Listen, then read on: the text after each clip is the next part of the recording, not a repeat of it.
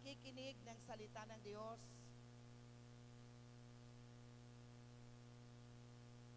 Tayo po ay maging excited. So magandang umaga sa ating lahat, lalong-lalo na po sa ating Diyos. Purihin ang Diyos. Alam niyo po ba yung ginawa ng Diyos doon po sa Leyte, doon po sa mga lamay? Grabe po ang ginawa ng Panginoon. Dahil ang mga doon sa lamay, di po ba mayroong mga nagbibingo, mayroon pong nagbabaraha, pero po yung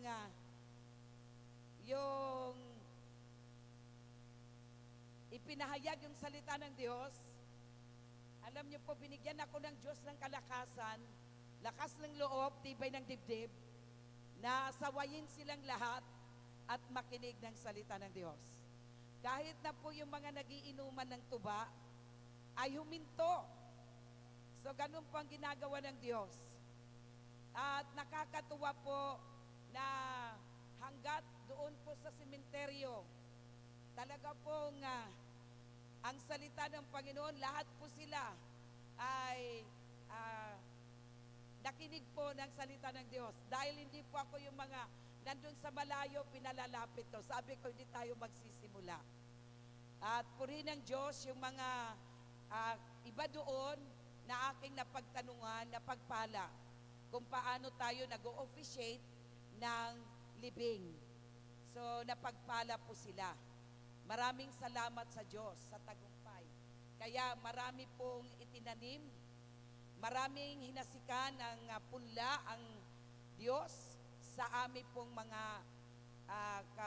kabaryo, kabarangay, at sa amin pong mga mahal sa buhay. Kaya po nakakatuwa ang ginawa ng Panginoon. Na bagamat totoo po na malungkot tayo dahil nawawalan, kumbaga nababawasan ang mga mahal natin sa buhay. Pero on the other side, ako naman po ay natuwa dahil nagkaroon po ng pagkakataon na ang salita ng Diyos ay maihasik doon sa mga aking kabarangay, sa mga tao, malayo man, galing man sa malayo, at sa malapit doon sa amin. Kaya maraming salamat sa Diyos. So yun po ang pinagpapasalamat ko na talagang grabe yung boldness na pinakikinggan nila yung salita ng Diyos. Talaga po napapahinto. Maging yung mga, yung doon ako na-bless, maging yung mga umiinom ng tuba ay talagang huminto rin po sila. Nakinig sila ng salita ng Diyos. So yun po ang napakadakilang pagpapala na tinanggap namin sa kabila na yung aming nanay ay yumauna. So maraming salamat.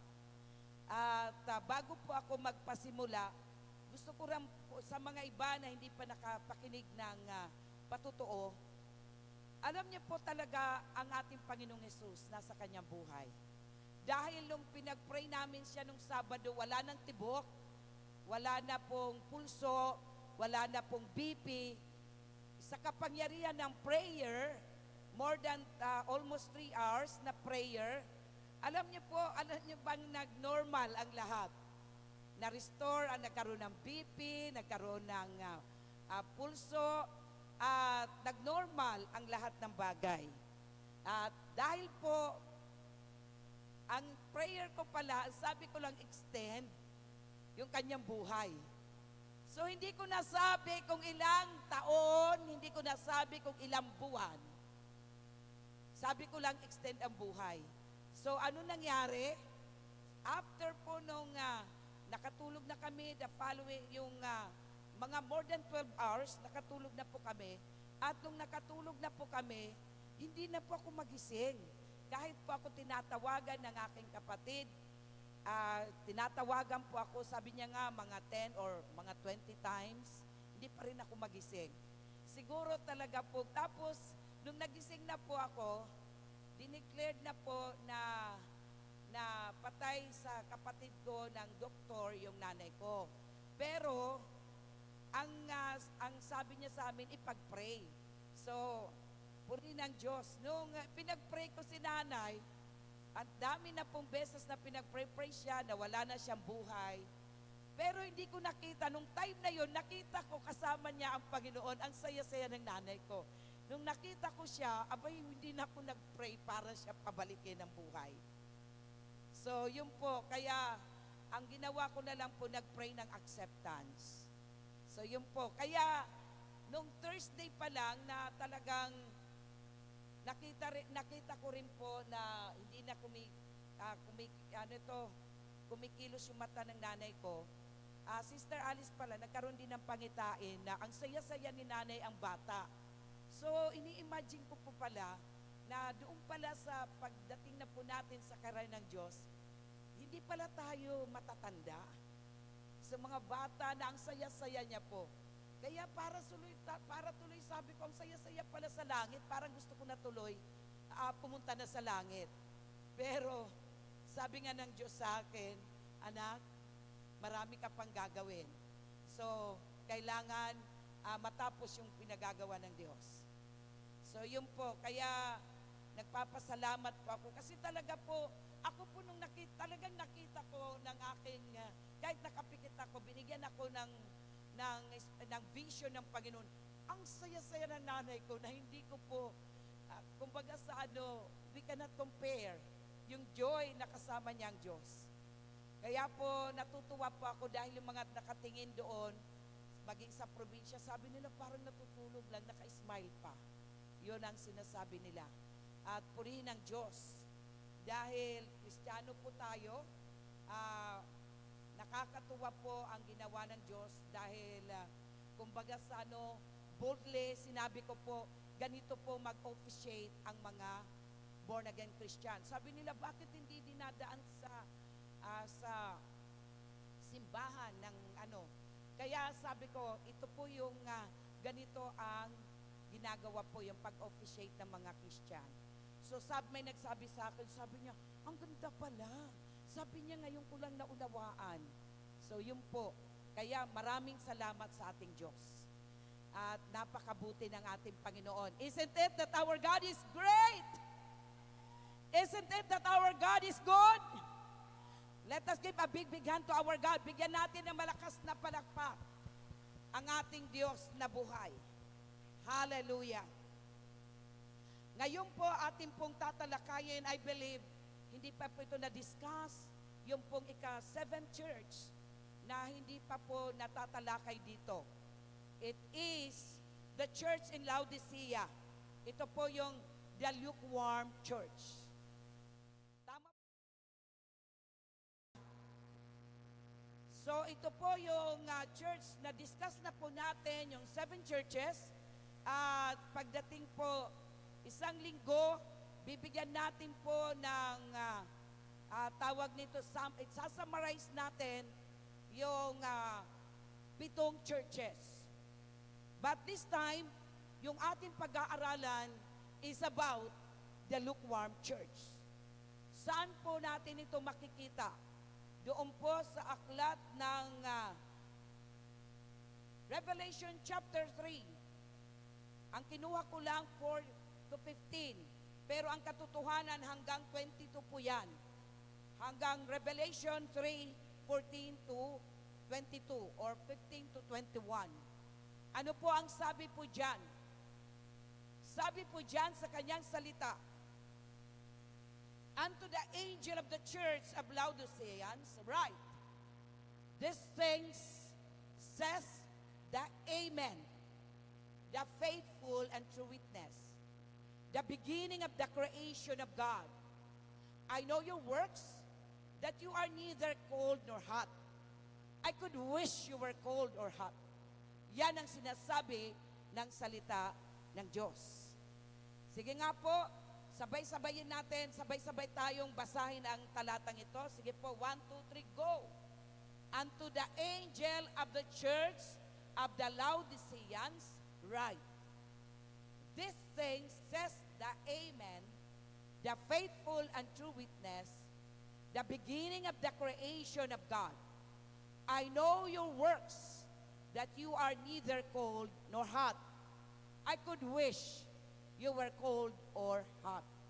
Pagpalain tayo ng salita ng Panginoon. So ito po yung church ng Laodicean. Ito yung tinatawag na lukewarm church. Anong ibig sabihin ng lukewarm? Maligamgam. Yung maligamgam na iglesia. Hindi mainit, hindi rin po malamig. Sino bang nasasarapan uminom ng maligamgam? Sa totoo lang, sino po ba yung nasasarapan uminom ng maligamgam na inumin? So, very few. Sinong nasasarapan uminom ng malamig na malamig? Yung malamig. Wala bang nasasarapan uminom ng malamig? Di ba halos marami sa atin nasasarapan uminom ng malamig? Lalong-lalo na kung galing tayo sa initan. Okay, so, sino naman nasasarapan uminom ng mainit na mainit? So, o kaya mainit lang. Okay, sige po. Praise God. So, ngayon po, ito pong Laodicean Church, ang kanya pong background ng Laodicean Church. Dito muna tayo sa background ng Laodicean Church. The Laodicean Church was the wealthiest of the 7 cities for its banking industry. So, iba-iba ang church natin pinag-aralan. Yung church in Smyrna, Ephesus, ano pa? Yung Philadelphia. So, yung 7 churches. Ang 7 churches, ano-ano ang mga ito na mga 7 churches? Ito po ang, sabi nga po, yung 7 churches na nandun sa Asia. Saan po ba yung Asia ulit? Nandun po sa Turkey. So, yun po yung Turkey, yung Asia. Ito pong 7 churches, ang pinakamayaman na syudad ay Laodicea. Yan po ang pinakamayaman na syudad. At ano po ang mayroon sila? Mayroon sila mga banking industry. Kaya yung mga bangko noong paman ay uso na po yun. Mayroon pa sila manufacture of wool. Yung pong mga, mga damit. Mayroon pa silang medical school. At mayroon silang tinatawag na eye salve. Yung eye salve, gamot para sa mga may sakit sa mata. So, yun po ang mayroon sila. Pero, ang problema ng city na ito ay yung kanilang tubig. So, yung kanilang water supply. At yung water supply nila, their supply came from hot spring. So, nanggagaling po yan sa hot spring. So, ngayon, dahil sa hot spring, sino po ba ang nakapunta na o kaya yung nakakaalam sa hot spring? Hot spring. Sige po. Ay wala pa. Kaunti lang. Naku po. Sa hot spring, pag pumunta kayo, ang itlog, kahit hindi nyo na po lutuin sa bahay, doon nyo na lang po ilagay. Napakaganda po yung hot spring. Mayroong mainit na mainit, mayroon namang katamtaman lang. So, napakaganda po yun. So, puntahan nyo po minsan ang mga hot spring. Pero, dahil po galing sa hot spring, ang lumalabas na tubig ay maligamgam. So, yun po ang kanilang problema. At dahil doon sa kanilang mga iniinom, yung lukewarm na tubig, ano po ang nangyari? So, nagkaroon po pag sinasabing lukewarm, hindi po malamig, hindi rin naman mainit. Hindi malamig na malamig, hindi mainit.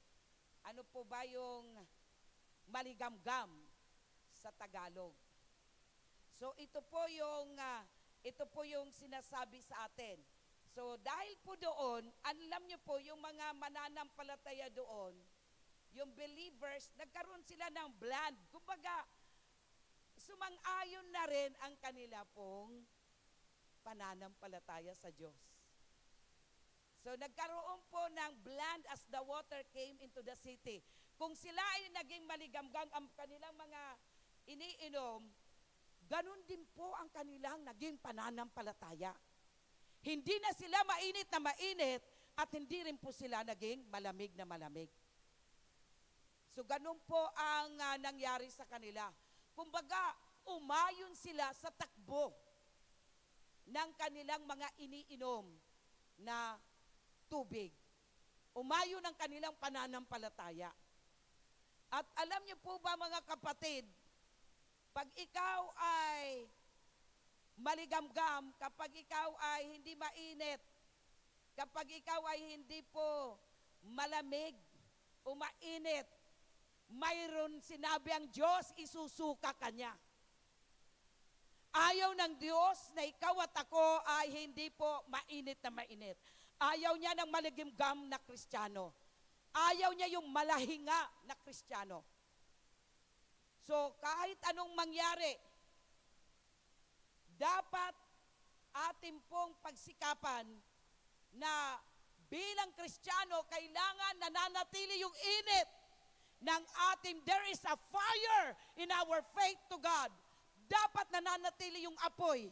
Kahit anong mangyari sa ating mga buhay, may mawala man, may mamatay man, mayroon man mga problema, may pagsubok man, may temptasyon man, kailangan maging mainit ang ating pananampalataya sa Diyos.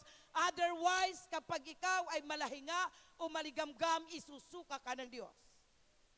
Yun po yung ating pong pag-aaralan.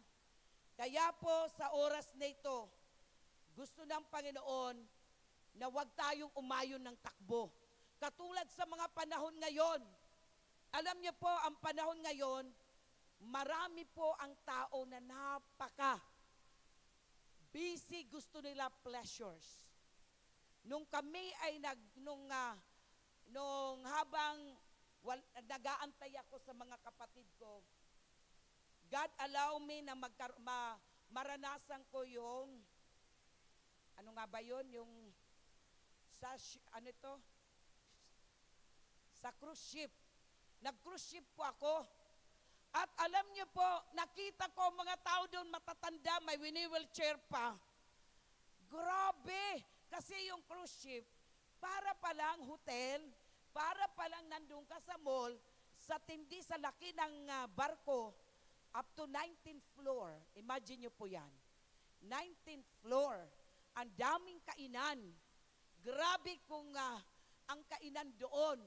Kaya po, grabe po ang aming mga kinakain. Grabe.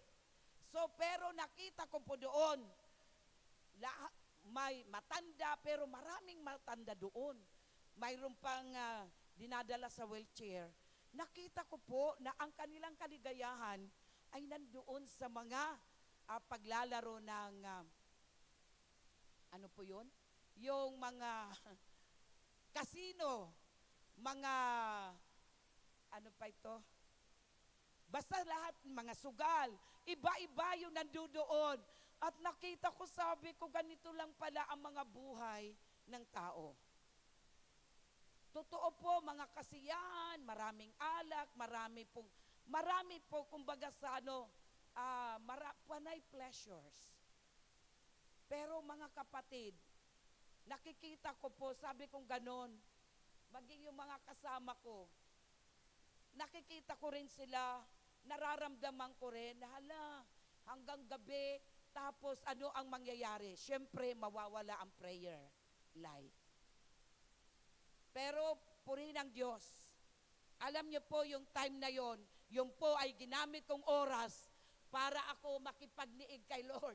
Although, ako po ay lumalabas ng ibang lugar, kasi pag dumaong, pwede kayong lumabas. So, yun po. Pero, nakita ko po, wala palang walang kasiyahan na masasabi mo masaya ka maliban sa presensya ng Diyos.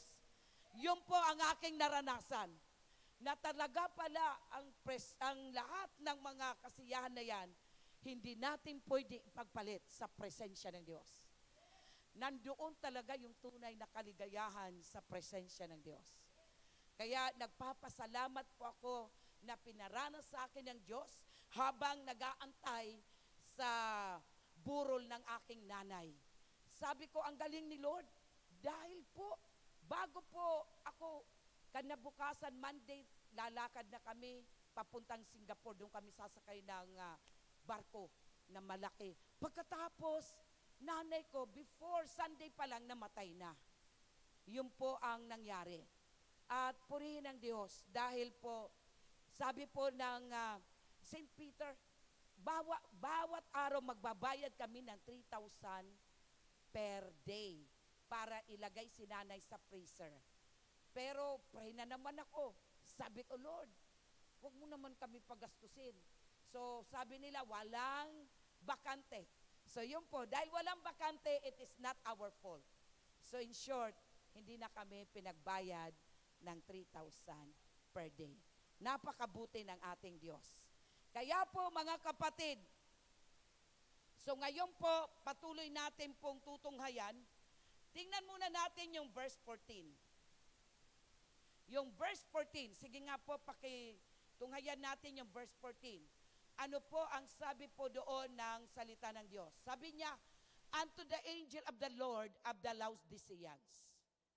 Sabi niya, this thing says, the Amen. Sino po ba yan sinasabi? This thing says, the Amen. Sino po ang tinutukoy dito na Amen? So, ito po ay si Jesus Christ. Kapag narinig natin yung Amen, that is the final word. Yan po ay final word. Di ba kapag tayo nag-pray at nag-Amen na tayo, wala na tayong sasabihin pa.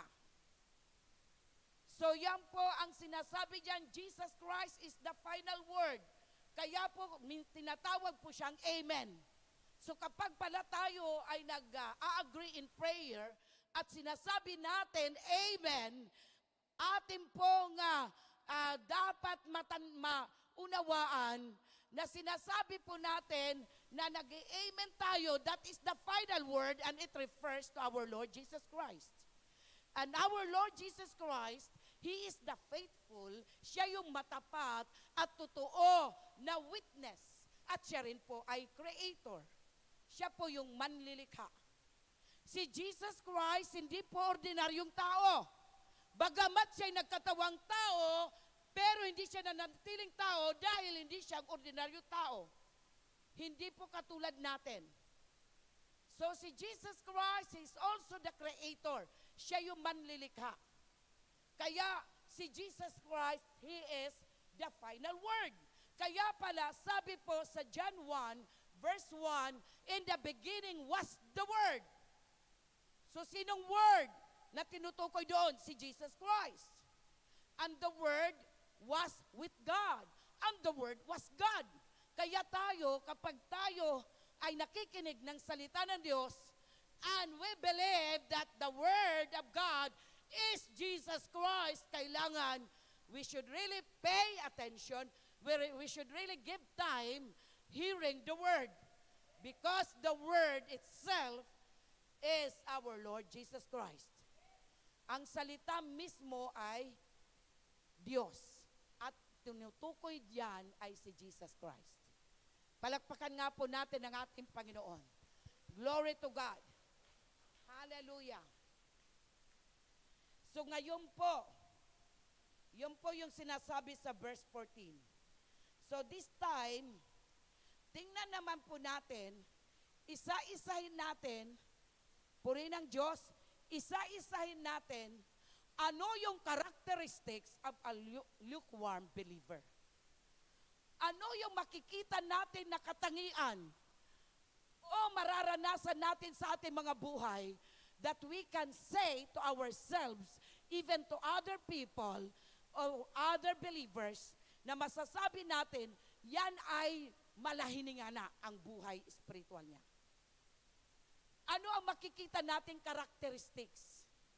So kung babasahin natin sa verse 15 and 17, sige nga po, basahin muna natin ang verse 15 and 17.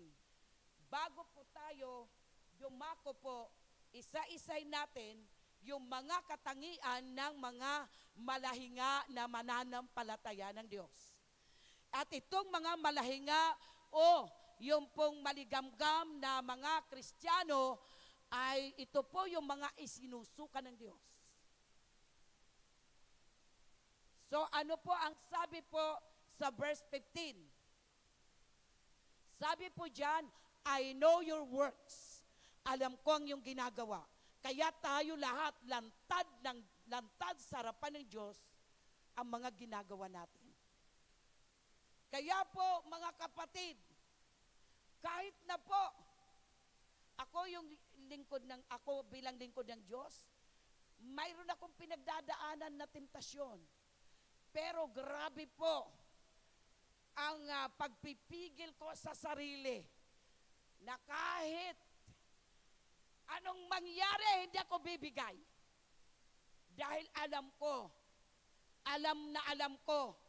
na ayaw ng Diyos yung mga bumibigay.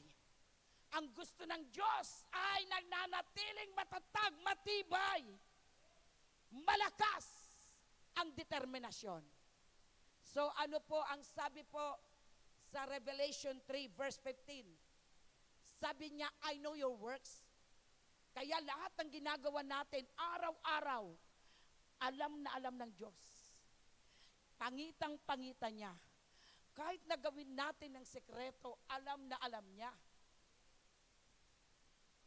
At sabi niya po diyan, you are neither cold nor hot. Alam din ng Diyos kung malahinga na yung kalagayan ng ating spiritual na buhay. Alam din ng Diyos kung ikaw ay malakas, ikaw ay matatag. Alam niya. Sabi niya, I could wish. Sabi ang ninanasa ng Diyos, na sabi niya, I could wish you were cold or hot. Gusto ng Lord, kung ikaw ay malamig, maging malamig na. Kung ikaw ay maging mainit, mainit ka na. Yun ang gusto ng Panginoon. So bakit kaya sinabi ng Diyos na gusto niya yung malamig? Alam niyo po, dahil kahit na mayroon pong mga tao na rebelde, mga tao na kahit na yung iba na mamamatay tao, katulad po, sino po yun na mamamatay tao? Si David. Di po ba? Anong ginawa niya sa asawa ni Bathsheba? Nilagay niya sa front para mamatay dahil nung naliligo siya, nakita niyang katawan, yung hugis ng katawan ni Bathsheba, naakit siya. So anong ginawa niya? Nilagay sa front line para sa gera, siyempre mamatay yung kanyang karibal. Yung pinagnasaan niya, asawa ng pinagnasaan niya. So naging po siya, naging mamatay tao. Dahil hindi man siya ang pumatay, pero yung motibo ng kanyang puso ay para mamatay yung asawa ni Bathsheba. Pero ano po ang nangyari nung siya po ay nagsisi? So that time, malamig na malamig ang kalagayan niya sa kanyang buhay spiritual. Pero because he repented in the book of Psalms 51, magmula sa 10 to 13, doon ang kanyang panalangin that he really repented from his sins. Siya po ay nagsisi sa kanyang mga kasalanan. So ano pong nangyari? Nakabalik muli siya sa Diyos. So yun po yung sinasabi. Kaya kaysa ikaw ay maligamgam na akala mo mainit ka pero hilinga ka. Walang pag-asa. So ano pa ang sabi po sa verse 17? You say, I am rich, I have acquired wealth, and do not need a thing. Biro niyo po, ang sabi dito sa verse 17, sinasabi mo, ikaw ay mayaman. I have acquired wealth. Nagkamit ka, nagkamtan mo yung mga kayamanan, and do not need a thing. Wala ka ng bagay na kailangan mo pa. So ito po yung sinasabi sa Revelation 3:17. So ngayon, isa-isahin na po natin. What are the characteristics of a lukewarm believer? Tingnan natin itong mga characteristics na ito for us to assess ourselves para natin makita yung mga sarili natin. Tayo po ba ang tinutukoy dito ng salita ng Diyos? Are we lukewarm? Tayo po ba yung mga isusuka ng Diyos o hindi? Kasi ang mga maligamgam o malahininga, isusuka ng Diyos. Yun ang sinabi ng verse 16. So ano po ito? So doon sa verses 15 and 17, ito po yung mga na-identify ko. Una, ito yung characteristics ng mga katangian ng mga malahininga. Yung mga isusuka ng Diyos. Una, a believer that didn't stand for anything.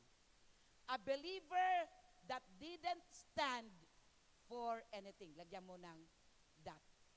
That. A believer that didn't stand for anything. Ito yung mananampalataya na hindi niya kayang tumayo o tayuan ang bagay-bagay. So naalala ko po yung sinanay ay wala na, mamamatay na siya. Alam niyo po, tumawag po sa amin, tinawagan po ako at sabi po, Ate Judith, kailangan si nanay ay lagyan na ng tubo. Intubate, tubo. Alam niyo po, that time, mahirap pala na kalagayan yun sa decision making. Tapos sinasabihan ako, yan lang talaga ang paraan para mabuhay si nanay. Isamantala ang aming deklarasyon kasi pagka inadmit, mayroon ka ng pipirmahan. Kaya ingat kayo sa mga pipirmahan doon. Dahil kung hindi kayo maingat, mayroong doon mapipirma nyo na siya pwede nyo intubate. Lalo pwede nyo po siyang, ano po yun, yung ginaganon, si CPR. Tama po ba yun, CPR? So, nung pinirmahan ko yun, nilagay ko po doon na bawal ang, hindi kami papayag sa CPR, yung ginaganon, binubumba. At hindi kami papayag na lagyan ng tubo. Yun na po ang aming stand noon pa lang. Pero, alam niyo po, pinahintulutan ng Diyos, nilagay kami sa sitwasyon na yung Sabado na yung bago lagutan ng hininga ang aking nanay. Talaga pong grabe yung urging ng doktor, talaga po, grabe po yung urging sa amin, nalagyan po siya ng tubo. Kaya po, talaga po, kung ikaw pala ay mananampalataya, mayroon ka ng pinirmahan, pero pagdating pala sa ganong kalagayan, yung critical na sitwasyon, tatanungin ka ulit na pwede ka pala mag-wave. Pwede mong sabihin, sige na. Pero alam niyo po, binigyan kami ng Lord ng wisdom. Tapos, nung time na yon, dahil sa urging na ito lang ang paraan para mabuhay si nanay, kasi siya po ay masasaksyon dahil marami siyang plema. Alam niyo po, parang okay siya, no? Nung time na yon, pero alam mo, sabi ko, tatlo kami magkakapatid nandoon. Sabi ko sa isang kapatid, ikaw naman nakakaalam ng medical, yung medical side, so ikaw na yung makipag-usap sa doktor, ako naman ang mag-pray-pray. At nag-a-agree naman isa kong kapatid. Alam niyo po, kung talaga pong yung papakinggan mo lang yung mga doktor, yung mga ibang tao, talagang para lang mabuhay si nanay, sasabihin mo talaga, sige, intubate nyo na. Pero alam nyo po, totoo pala, na kailangan natin mag-stand. Sabi ko, sige, ako mag-pray-pray. Pag-pray ko, nakita ko yung word stand. Yung word na stand. Kaya sabi ko, naririnig ng kapatid ko, na nung sinabi ko, nakita ko yung word na stand. Kaya, totoo, dapat mag-stand. Kaya dahil nag-stand kami, doon na pinakita ng Diyos na ang nanay namin, wala nang pulso, wala na pong BP, doon pinakita ng Diyos, binuhay ng Diyos ang aming nanay. At sabi ng doktor, it's a miracle. Narinig po ng aming kasama din doon na naroroon. It's a miracle. Biro niyo po kung hindi ako nag-stand, hindi namin mararanasan yung milagro ng Diyos. Kaya lang talaga dapat in our prayer, be specific. Ang sabi ko lang, Lord, extend mo. In-extend ni Lord, 12 hours lang pala. O di in-extend nga ni Lord, na talagang nag-normal siya. Kaya ang saya-saya na po namin, nag-uusap kami magkakapatid, ang saya-saya na po namin. Kaya nakatulog na po ako ng mahimbing. Pero, yun nga po, ang Lord, ang galing ni Lord, hindi talaga ako ginising. Kahit ako tinatawagan kasi there's a time for everything. Oras na ng pamamahinga ng aking nanay. At kami rin po. Oras na rin na kami mamahinga para sa mga gastusin. So, kasi yan ang sinabi ni Lord. Sabi niya, kukunin ko na siya dahil gusto ko, kinuha ko na siya para mamahinga din kayo. So, mamahinga sa maraming bagay. Sa gastusin, sa marami, sa oras, grabe po. At purihin ang Diyos. Kaya ito po yung sinasabi. Characteristic, kapag lukewarm believer ka, you cannot stand. So, kailangan pag ikaw ay totoo, you are hot. Mainit ka. Kahit pala anong sitwasyon, mananatili ka, you can stand. Kung ano ang diniklara mo, you can stand. At doon ipapakita ng Diyos. Grabe talaga, ang nanay namin nagnguya-nguya, nakadumilat. Talaga doon namin nakita, totoo pala, na ang Diyos ay bumubuhay ng patay. Actually, patay na yun si nanay.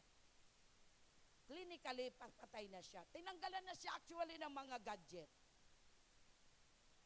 Pero nakita namin na binuhay ng Diyos ang aming nanay. Kaya lang, kaya sa susunod, magiging maingat ako. Pagka gusto mo palang extend, sasabihin mo, Lord, extend mo pa. Ilang taon pa. Ang word ko lang, extend. In-extend nga ni Lord. Oras nga lang. Kaya po yan, pagka ikaw ay lukewarm believer, a believer that didn't stand for anything. Wala kang hindi mo kayang tayuan. So katulad kami, diniklara na namin, pero ganun pa pala, wag naman sana, pero ganun pala ang sitwasyon kapag nasa hospital. Na kahit may declaration ka na, tatanungin ka pa rin, at gusto pa rin nila tubuhan ang pasyente. At sasabihin nila, yan lang ang paraan para siya mabuhay. Huwag kayong maniwala dahil ang buhay, hawak ng Diyos. Si Jesus ang buhay. Si Jesus ang buhay. At si Jesus ang bahagi ng ating buhay. Kaya po, pag ikaw ay Kristiyano na hindi ka maligamgam, mainit ka, you will stand. Pero kapag hindi, you will never stand. Yun. Kaya po sabi mo, sige na nga, tubuhan na nga yan. Alam niyo, pinakita sa akin, habang nagpre-pray ako kung tutubuhan si nanay, sa pagtubo pa lang, doon na siya mamamatay. Hindi namin nakita sana at hindi namin naranasan na ang patay ay binuhay ng Diyos. So yun po, doon ko po naranasan yung patay na binubuhay ng Diyos. Kaya yun po yung karanasan namin. Natotoo pala, kayang buhayin ng Diyos ang patay. Amen! So ano pong kailangan? Dapat hindi tayo maging lukewarm. Dapat maging mainit ang ating pagtitiwala sa Diyos. So yun po ang dapat nating gawin. So purihin ng Diyos. Na kahit po, sa totoo lang po, katulad ako, mayroon akong pinagdaanan doon. At yung dati kong kaibigan, nandoon talagang grabe. Kailangan ko mangaral ng salita ng Diyos. So mayroon po, kumbaga, emotionally, I am stressed. Kasi yung tao na yon ay may kinalaman pa sa puso ko. Pero nag-stand ako. Kaya nandyan yung tao o kahit sino o wala. Kung sinasabi ko, mangangaral ako ng salita ng Diyos, in season or out of season, hindi ko ikakahiya. At alam niyo po ba yung friend ko? Pag nung sinabi ko na sumunod sa panalangin, sumunod po siya. Itaas ang kamay, itinaas ang kamay niya. Kung nagpaano ko sa kanya na, naku, kakahiya naman. Dati ko kasi siyang, friend. Matinding friend. Pero, mga kapatid, nung nag-stand ako, na talaga po kailangan gawin ko preaching the gospel, preaching the word of God. Alam niyo po, sabi po ng ating mga kapatid na nandoon, nung sabi itaas ang kamay, tinaas ang kamay, sumunod, sa pagtanggap, sumunod. Kung di ako nag-stand, naging lang ako, nakakaya naman, andyan yung aking friend, yung friend na dati kong lover. So, ganun po. Grabe. Talaga po, grabe po. Sila po yung kinikilig. Pero, grabe po. Kailangan lang talaga mag-stand. Totoo yan, hanggang sa pag-uwi namin, hinatid ako. Kami ni Sister Alice ang sakay sa sakyan. Pero, nag-stand. Kahit kiss, wala. Mabuti pa Sister Alice na kamayan. Ako hindi ko po nahawakan yung kamay.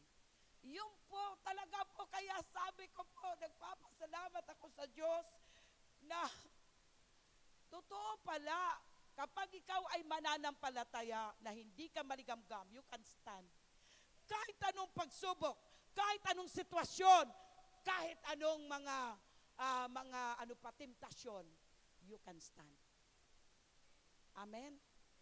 So yun po. Kaya, yun po, kapag hindi ka makapag-stand, anong tawag sa'yo? Lukewarm believer. Okay, yung letter B. Kapag ikaw ay lukewarm believer, you are a self-satisfied believer. Ano po itong self-satisfied? They neglect to do anything for Christ. Hindi nila ginagawa, kinakalimutan nila gawin ang mga gawain para kay Kristo. So alam niyo po ba, kaya yung nandun po ako, mag-ano yung mga teachers, kasi teacher nanay ko, necrological service. Tapos nag-pray ako, sabi ko, Lord, paano ko ipapasok ang salita mo? Alam niyo po, purihin ang Diyos. Talaga pong nilakasan ko yung loob ko. Ako na nag-officiate. Ako na naging presider. Kasi para ako makapasok. So bago sila nag-necrological service, nagkaroon po kami ng pag-awit, and then the word of God was preached. So bago po yung necrological service, sabi ng kapatid ko, ate, mana, dapat sila ang mag-aano noon. Sabi ko, hindi yun ang kalooban ng Diyos. Kasi ang purpose ko, kaya ako nandoon, at kaya po yung nandoon yung sinana, yung coffin niya nandoon, para magkaroon ako ng opportunity na itanim ang salita ng Diyos, na hindi ko po ikinahiya. At purihin ng Diyos, ang aking prayer warrior, Sister Alice, alam niyo po, grabe, lumabas yung mga teachers, sabi nila, sabi niya, Judith, ang galing-galing mo naman. Sabi ko, hindi pa ako magaling. Salita ng Diyos yun. Sabi kong ganun. Talaga pong na-preach ng makapangyarihan ang salita ng Diyos. Tumanggap sila. At kahit po, doon talaga, kahit manginginom, huminto sa pag-inom. Yung nagsusugal, huminto sa pagsugal. Yung nagbibinggo, huminto sa pagbinggo. At sila po'y nakinig ng salita ng Diyos. Kaya grabe po, ako po ay natuwa sa ginawa ng Diyos. Pero kapag ikaw ay lukewarm, self-satisfied, you will neglect. Ayaw ka. para sa gawain ng Diyos. You will neglect to do anything for Christ. At anong mangyayari? And the church had become hardened. So ikaw yung church, hindi po yung building ang church, ikaw ang church, ako ang church, tayo ang church. So kapag neglect natin, o hindi natin ginagawa yung pinagagawa ng Diyos, atin niyang pinabayaan, ano po, magkakaroong i-harden. Ano ba yung harden sa Tagalog? Patitigasin yung iyong kalooban. So, ano ka, and become hardened and self-satisfied. At makukontento ka na lang sa iyong sarili. Yan ang mga lukewarm believer. So, kung hindi ka lukewarm believer, gagawa ka. Talagang gagawin mo ang lahat para mo magawa ang mga gawain para kay Kristo. Kaya purihin ang Diyos. Doon po sa amin pong paglalamay, grabe po. Andyan po yung mga kapatid ko, andyan po sila, Sister Alice. Nakita po nila kung paano gumawa at kumilos ang Diyos. So yun po, yun ang gusto ng Panginoon. Dahil otherwise, kung halimbawa, kaya pala, may inassign yung kapatid ko na mag-ano ng programa. Hindi po siya nakagawa ng programa. Why? Dahil ang programa ng Diyos pala, ang gusto ng Diyos makapangyari. Amen? Glory to God.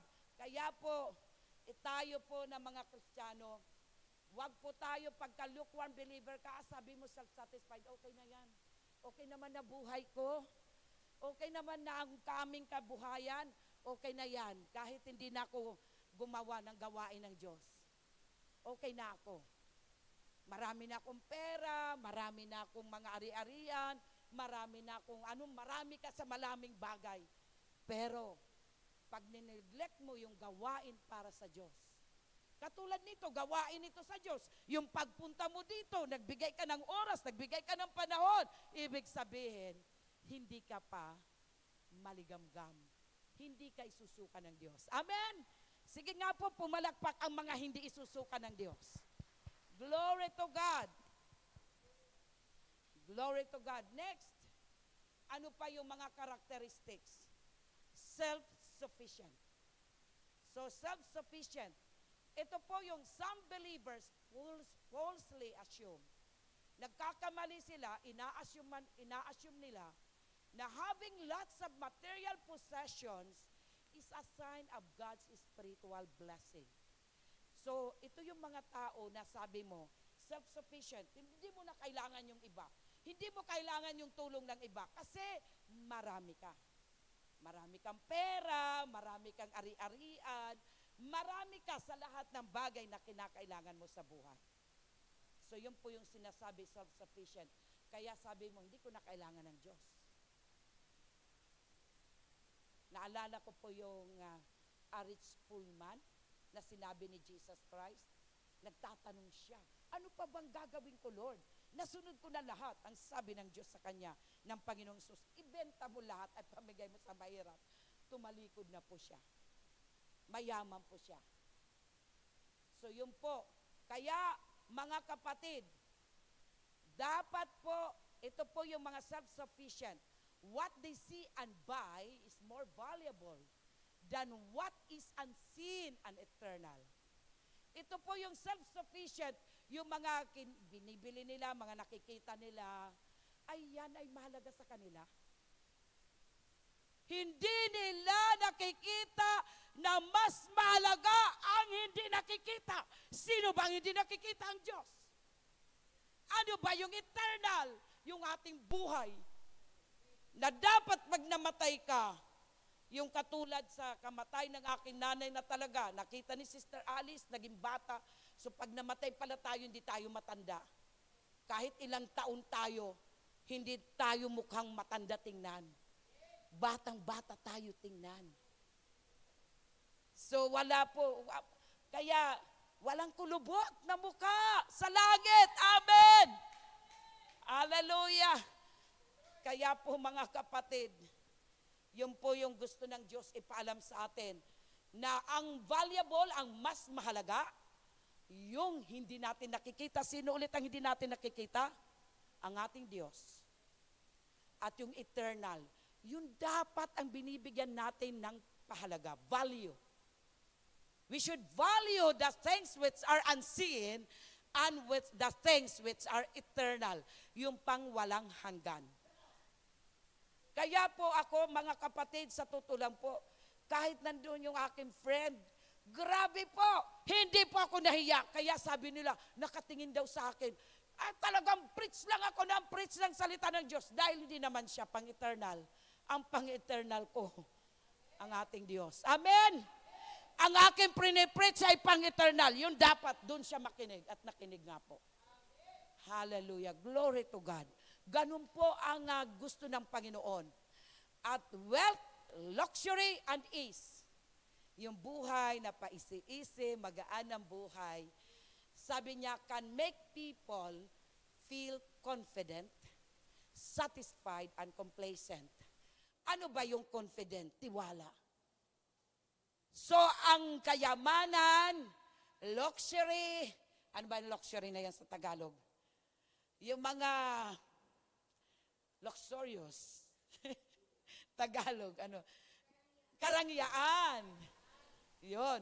Yung mga karangyaan at buhay na magaan-magaan lang, easy-easy lang, mga easy na buhay. Yung chill-chill lang. Yung word na chill-chill lang, yung po, sabi niya, ang ginagawa yan sa tao, mararamdaman mo na ikaw ay confident. Sa Tagalog, tiwala. Tiwala ka. Ano pa? Satisfied. Nasisiyahan ka. Ano pa? Complacent. Ano nga bang complacent? Yung ikaw ay kampante.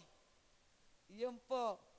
So, yun po ay kampante. So, ito, kapag ito ang iyong nararamdaman sa buhay, mayroon kang yaman, mayroon kang luxury. Okay, kaya ngayon yung mga luxurious people, kaya nakita ko nga nung nandun ako sa cruise ship, sabi ko, grabe, marami akong Indian nakita, marami palang mga Indian na mayayaman. Kasi talagang chill-chill lang ang buhay nila. Pasugal-sugal, pamadyong-madyong, lahat ng sugal doon, mayroon doon. So, puri ng Diyos. Tinitingnan ko lang sila, basta nag-observe lang ako. Sabi ko, ganito rin pala ang buhay. Na paisi-isi lang, andun luxury. So, paanong luxury? Ibiro mo naman, andun na yung pag-oras na, grabe yung pagkain. Grabe, ang anak ko naging buntis. Ako din, naging buntis din ako nandoon kaya lumaki yung ano ko. Kaya kailangan ko magtakip sa likod. Kasi parang may pagong ako dito sa likod. Grabe po kasi ang dami. Ang haba ng kainan, grabe. Grabe talaga. Andun talaga yung luxury, andun yung ease, yung buhay na magaan lang. Parang wala kang iniisip. Maya-maya kakain. Yung sabi ko, ganito pala. Kaya biro mo bago ko ipaturo sa akin ng Diyos ito, pinaranas muna sa akin. Dahil para kong ma-explain, masabi sa inyo, kasi experience is the best teacher.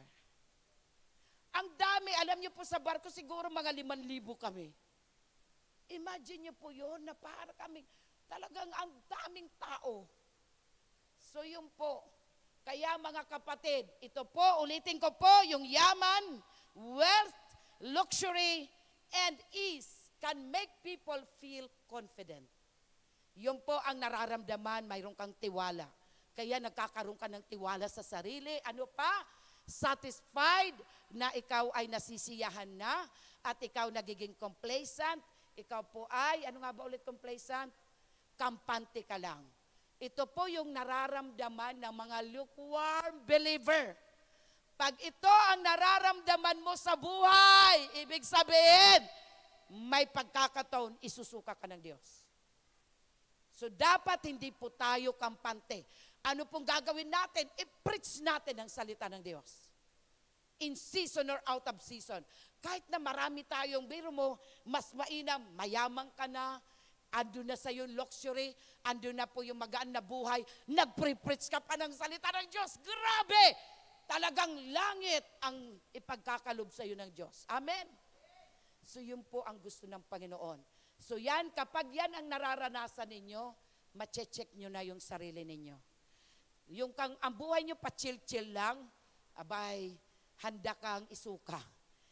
Ihanda mo ng sarili mo, isusuka ka ng Diyos. So, ikaw yung sasabihin, Panginoon, dati naman ako, nag-serve ako sa'yo. Sabi ng Diyos, hindi kita kilala. Layas ka sa aking harapan. So, pag pinalayas ka na, wala ka ng pagkakataon na makabalik sa Diyos. Amen? So, yun po. Ito po yung mga characteristics na ito, examinin mo yung sarili nyo. Dapat kasi kapag ikaw ay mainit ka sa Diyos, hindi ka makapapakali. Pag nakita mo yung mga tao na yon, katulad ako, pinitiningnan ko yung lamay. Abay, grabe. Grabe talaga ang karaming tao. Tapos sabi ko, hindi ako papayag, Lord, na yung karaming tao na yan, andyan lang para pinapainom namin ng kape, binibigyan ng biscuit, pinapakain. Sabi ko, alangan naman sila lang makinabang, mga tiyan lang nila ang makinabang. Dapat ang pakinabangan nila, habang ako'y nagpray-pray, yung kanilang buhay spiritual. Hindi kami papayag na yan ay gagastusin lang ay para sa kanilang karangyaan sa katawan, kundi dapat yung spiritual. Kaya talagang grabe po ang ginawa ng Diyos doon. So sabi ko kaya pinag-pray-pray ko, Lord, bahala na po kayo magpalago sa kanila. Purihin ang Panginoon. Mayroon naman doon pastor na nag-preach. Grabe nung nag-preach. Hindi ka agad preach yung salita ng Diyos. Yung i-preach ng salita ng Diyos, wala na yung mga pre-believers. Wala na doon yung dapat salitan. Kami na lang ang mga Kristiyano ang natira doon. Kaya po mga kapatid, yan po ang dapat nating gawin. Tayo po ay, hindi lang tayo kampante. Kung anong mayroon ka, gamitin mo yan for God's glory. Amen? Yun po ang dapat gawin. Okay, next. Meron pa ba, nak? Okay. Ano po ba yung God's judgment? Pag ikaw ay lukewarm na Kristiyano, ano yung ibibigay sa'yo na paghuhusga ng Diyos? Una, God will spit out of His mouth. Ibig sabihin, isusuka ka ng Diyos. Pag isuka ka ng Diyos, saan ka pupulutin? Impyerno. Yan ang sinasabi sa verse 16. Anong sabi niya? So, because you are lukewarm and neither hot nor cold, I will spit you out of my mouth. Isusuka kita. So, hindi ka makakasama sa kaharian ng Diyos. Mga kapatid, yan ang importante sa buhay natin. Ang importante, ikaw, mamatay ka man yung kaluluwa natin, dapat makasama sa kaharian ng Diyos. Dahil kung hindi ka makasama doon, ito po yung pre-preach ko doon, sabi ko, walang purgatorio. Sabi ko sa kanila, walang purgatorio, dalawa lamang ang pupuntahan ng tao. Impyerno at sa kaharian ng Diyos. Yan ang sinasabi ko sa kanila. Kaya yung mayor namin, sabi, wala palang purgatorio. Opo, nagkaroon ako ng chance, nandun yung mayor, na-preach ko yung salita ng Diyos. Doon lang daw niya natutunan na wala palang purgatorio. So yun po mga kapatid, kaya po, ito po yung judgment ng mga maligamgam, ng mga malahininga. Kaya ang gusto ng Diyos, ikaw ay maging mainit na mainit sa iyong pananampalataya sa ating Diyos. Ano man ang mangyari sa iyo, may pagsubok man, hindi ka bibigay. May temptasyon man, hindi ka maisahan. Ano man ang mga pangyayari, hindi po tayo hindi tayo magagapi ng kaaway. So another judgment na ipagkakalob ng Diyos, God will discipline. Didisiplinahin tayo ng Diyos. So ngayon pa lang, kapag nakakaranas ka na ng pagdidisiplina, ano ang gagawin? Alam niyo po, nung one time, yung kay nanay, kasi mayroong, nagalit talaga ako sa text sa akin ng aking kapatid. Kaya sabi ko, sige, sabi ko, alisin na dito si nanay. Alam niyo po, kaya huminga ako ng tawad kay Lord. Inalis na nga ni Lord yung nanay ko. Kasi talaga grabe ang galit ko that time. Sabi ko, Lord, tapos yung kapatid ko may naramdaman din siya. Kaya ako rin po ay humingi ng tawad kay Lord. Kaya inalis na nga. Kasi sabi ko, alisin nyo dito. Dahil ginagawa mo na lahat, mayroon pang masasabi. So sabi ko, alisin na lang. Kaya inalis na nga ni Lord. Tuloy nalulungkot ako. Pero ganun pa man, sabi ko, this time, marami na akong mahayuan. So yun na lang pong gagawin ko. Kaya po, alam niyo po talaga, pagka dumarating po, na ikaw ay malahininga, maligamgam, didisiplinahin ka ng Diyos. Dahil kung mahal ka ng Diyos, sinong naniniwala na mahal kang Diyos? Iwagayway, itaas ang iyong kamay, iwagayway sa Diyos. Hallelujah. So praise God. Palagpakan natin ating Diyos. Lahat ng minamahal ng Diyos, dinidisiplina niya. Lalong-lalo na kung ikaw ay malahininga na. Kung ikaw ay maligamgam. Kaya anong sabi sa verse 19, those whom I love, I reprove and discipline. So be zealous and repent. Pag sinabing zealous, dapat maging marubdob tayo sa ating Diyos. Dapat tayo'y mangagsisi. So yun po yung judgment na ibibigay ng Diyos. Isusuka and then, tayo po ay didisiplinahin. Kaya kung may pagdidisiplina ang Diyos, pasalamatan natin ang Diyos. Huwag kayong magtampo sa Diyos. All the more. Kaya alam niyo, sabi ko sa Panginoon, na ito po ay nawala na si nanay. Sabi ko, Lord, humingi ako ng tawad. Sabi ko, Lord, this time, the more na nawala si nanay, the more na lalo akong maglilingkod sa iyo. The more na lalo akong maglilingkod sa Diyos. So yun po yung sinabi ko sa Panginoon. Ganun din po, dapat ganun din po tayo. The more na may sakit, the more na may sakit, lalo kang lumapit sa Diyos. The more na may problema, lalo kang magtiwala sa Diyos. The more na mayroon kang kinakaharap na anumang klase ng kinakaharap mo sa buhay, lalo mong ilapit ang sarili mo sa Diyos. Dahil kung ilalapit mo ang sarili mo sa Diyos, lalapit ang Diyos sa iyo. At ang sabi ng salita ng Diyos, if God is with you, who can be against you? Hallelujah. Palakpakan natin ang ating Diyos. Glory to God. And praise the Lord. So ano pa po? Next, ito yung God's counsel. Ito yung advice ng ating Diyos. Sabi niya, buy gold refined by fire from Him. Sabi niya po dyan sa verse 18, I counsel you to buy from me gold refined in the fire, that you may be rich, para ka maging mayaman, and white garments, that you may be clothed, that the shame of your nakedness may not be revealed, and anoint your eyes with eye salve, that you may see. So ano po ang sabi niya? Buy gold, refined by fire. Sabi po ng Diyos sa Laodicean, at marahil ang Laodicean na yan ay ikaw ito, o tayo ito, na sinasabi ng Diyos, bumili tayo ng ginto sa Kanya, kasi mayaman sila eh. Itong church na ito ay mga mayaman. Itong city na ito ay mayaman. So para ano? Dahil kaya sa Kanya pinabibili, dahil gusto ng Diyos, He direct for the true riches. Yung gold represent riches. Kaya ang gusto ng Diyos, kung gusto mo maging mayaman, sa Kanya tayo bibili. Na ibig sabihin, ilalaan natin, ipagkakatiwala natin, at lahat ng bagay, gagawin natin kaparte ang Diyos, lahat ng bagay itatalaga mo sa Diyos, at lahat ng bagay kapartner mo ang Diyos. Na sa Kanya ka kukuha ng totoong kayamanan. Dahil ang kayamanan na totoo, may verse yan, na ang totoong kayamanan ay mula sa Diyos.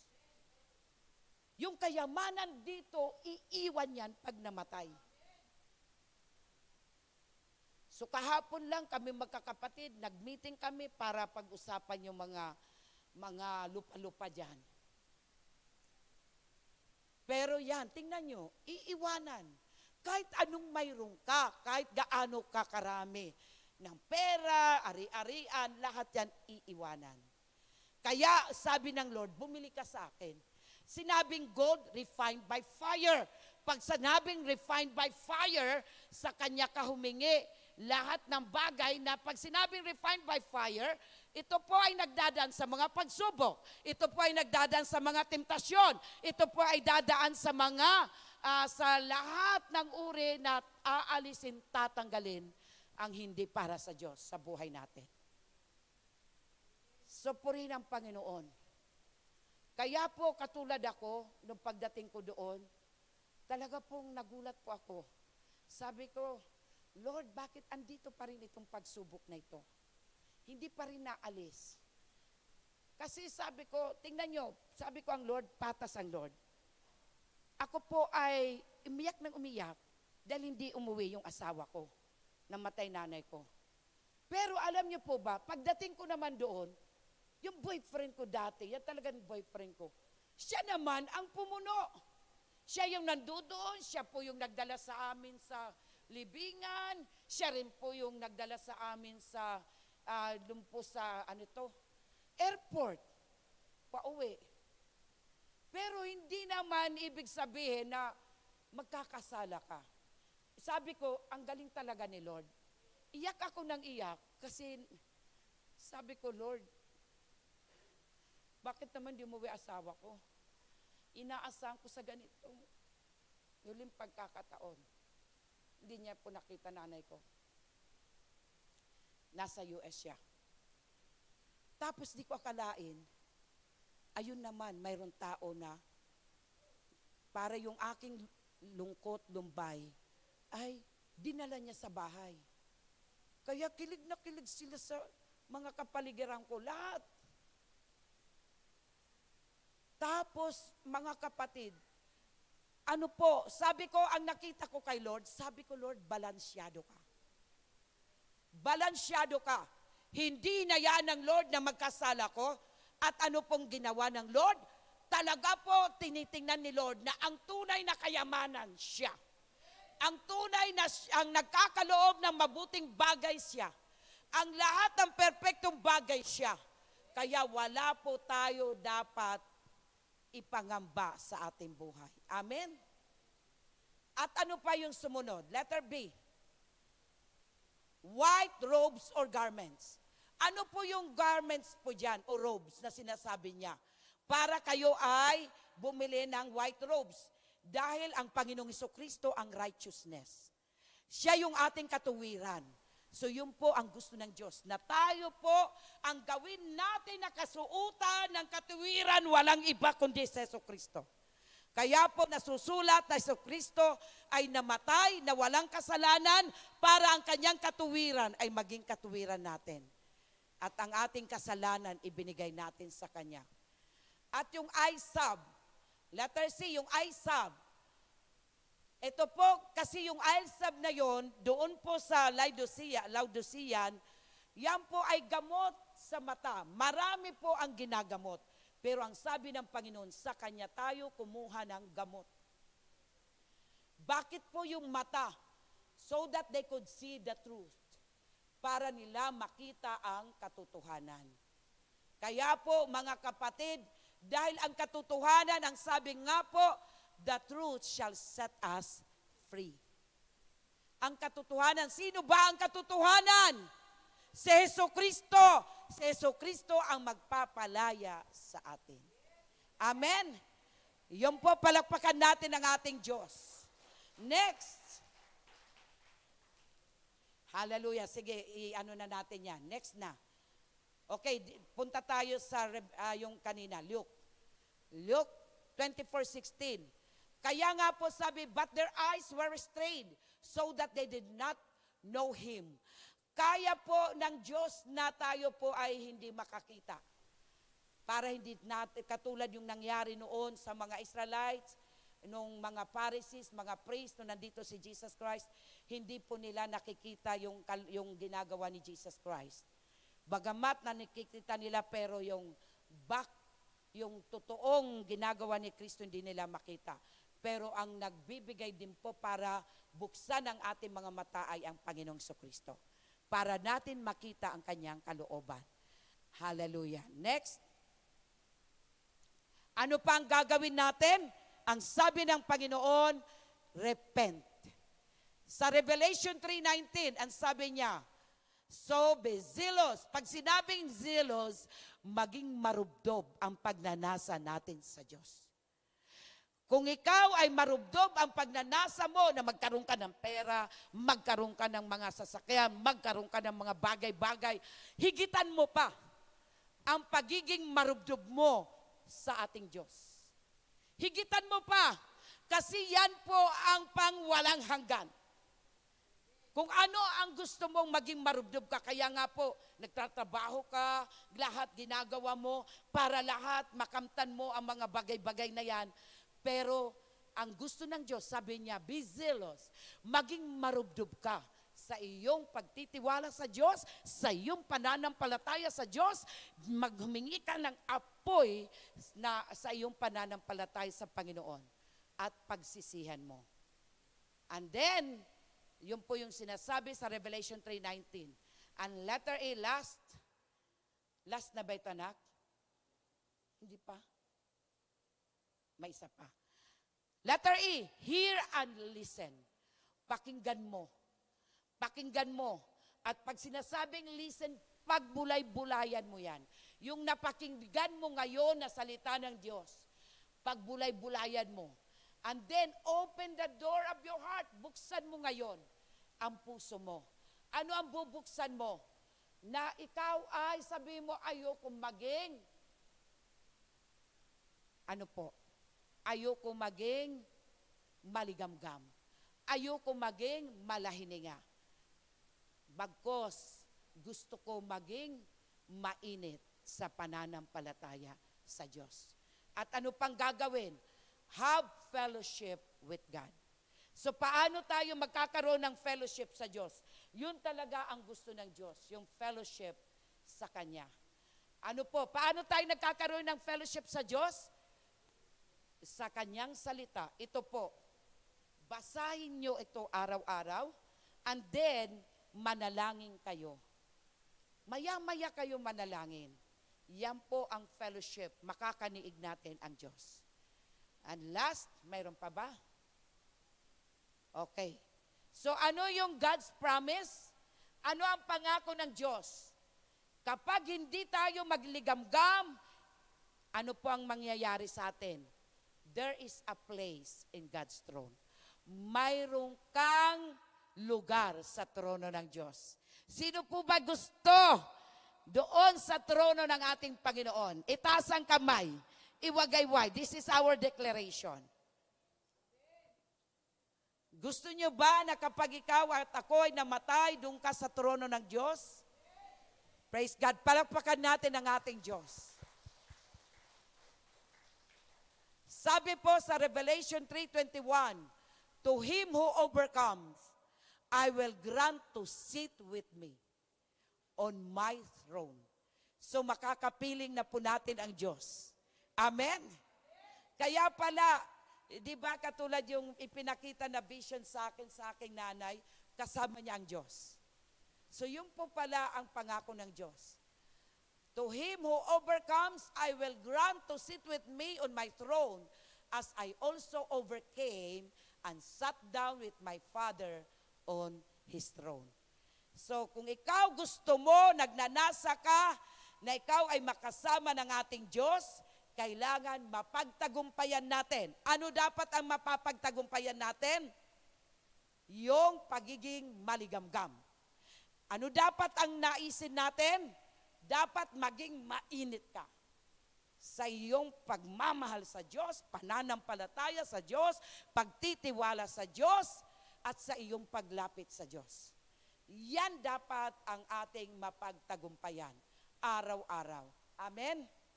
Hallelujah.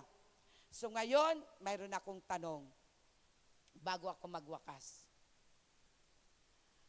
How does your current level of wealth affect your spiritual desire? Ulitin ko po. How does your current level of wealth, so ano man ang kayamanan na yan sa buhay mo, paano ba yan makakaapekto? Paano ba nakakaapekto sa iyong spiritual desire? Sige nga po, this time, may I request, just bow down your heads. Close your eyes. Sa oras na ito, sa mga salita na ipinagkalob sa atin ng Diyos, paano po ba nakakaapekto ang iyong kayamanan? Ano bang kayamanan? Depende sa iyo. Kung ano ang kinakategorize mo, binibilang mo sa iyong sarili na kayamanan na sa iyo. Kahit anong bagay na yan. Kasi depende po sa atin yung level ng pag-classify natin ng kayamanan. Paano ba yan nakakaapekto sa iyo pong spiritual na kalagayan sa buhay? Kaya sa oras na ito, sinasabi sa atin ng Diyos, ikaw na minamahal ng Diyos, ikaw na sinisinta ng Diyos, ikaw na pinahalagahan ng Diyos, pinapaalalahanan ka ngayon. Ang nais niya sa iyo na maging mainit ka. Mainit ka sa iyong pananampalataya kay Jesucristo. Hindi po relihiyon, kundi si Jesucristo. Hindi po tao, ordinaryong tao, kundi kay Jesucristo. Maging mainit ka sa iyong pananalig sa Kanya, sa iyong pagtitiwala sa Kanya. Maging mainit ka. Yung kasiyahan mo sa Kanya, na siya yung kasiyahan mo sa iyong buhay. Hindi tao, hindi hayop, hindi bagay, kundi ang magiging kasiyahan mo sa buhay mo ay siya. At ikaw ay magiging kampante, hindi sa kayamanan,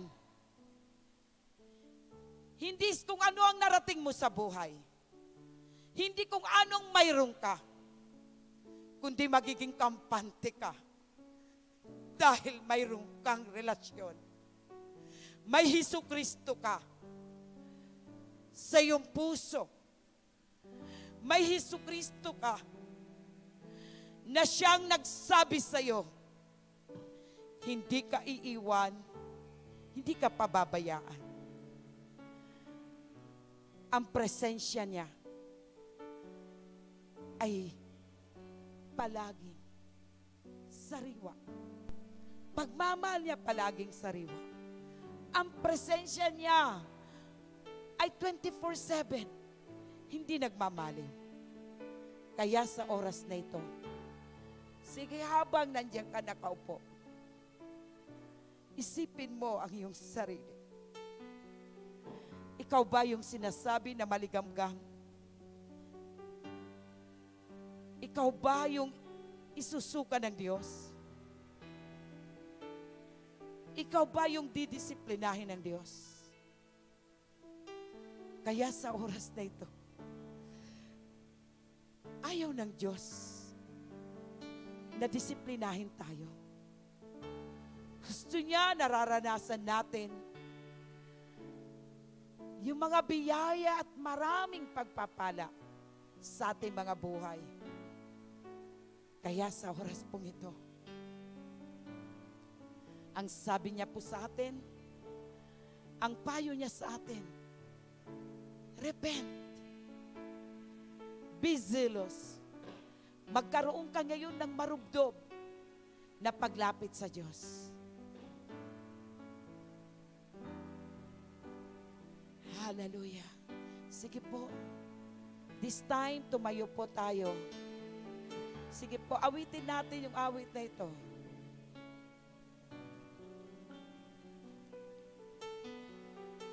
Itaas mong iyong kamay.